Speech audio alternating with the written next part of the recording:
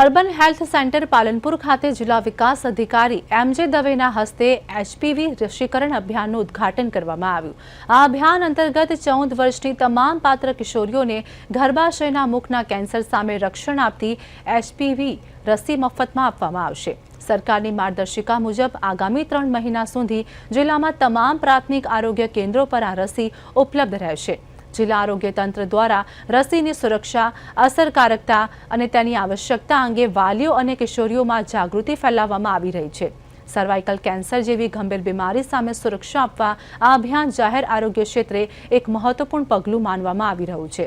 આરોગ્ય વિભાગ દ્વારા વાલીઓને અફવાઓથી દૂર રહી પોતાની દીકરીને નિર્ભયતાથી રસી મુકાવવાની અપીલ કરવામાં આવી છે। જિલ્લામાં અંદાજે 34,000થી વધુ કિશોરીઓને આ જીવન રક્ષક રસીનો લાભ મળશે।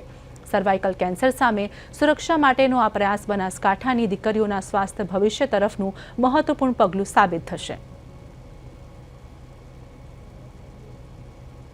બનાસકાંઠા માટે એક અત્યંત આનંદનો વિષય છે કે સર્વાઇકલ કેન્સર જેવી બીમારી જે મહિલાઓમાં બીજા નંબરની સૌથી ભયાવહ અને વધારે થતી કેન્સરની બીમારી છે એનાથી બચવા માટે એક અત્યંત મોંઘી રસી જેને એચપીવી વેક્સિન કહેવામાં આવે છે સરકાર દ્વારા તમામ 14 વર્ષની બાળકીઓને મફત આપવાની આ એક આયોજન ચાલુ કર્યું છે।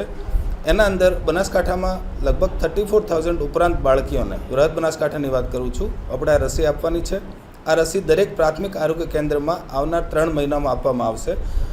આના પ્રત્યે ઘણા બધા લોકો ભ્રાંતિઓ ફેલાવે છે જે બિલકુલ અયોગ્ય છે।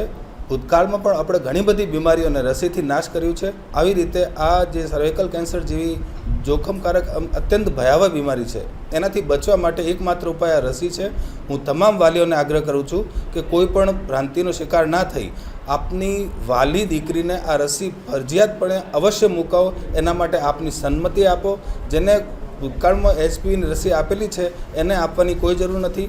આના સિવાય સગર્ભા બહેનોમાં પણ આ ના આપી શકાય। જો કે 14 વર્ષની બાળકી સગર્ભા ના હોય, આ સિવાય કોઈ અત્યંત ગંભીર બીમારીથી ગ્રસિત હોય તો એમને આપણે પીડિયાટ્રિશિયનની સલાહથી આ રસી આપીએ છીએ।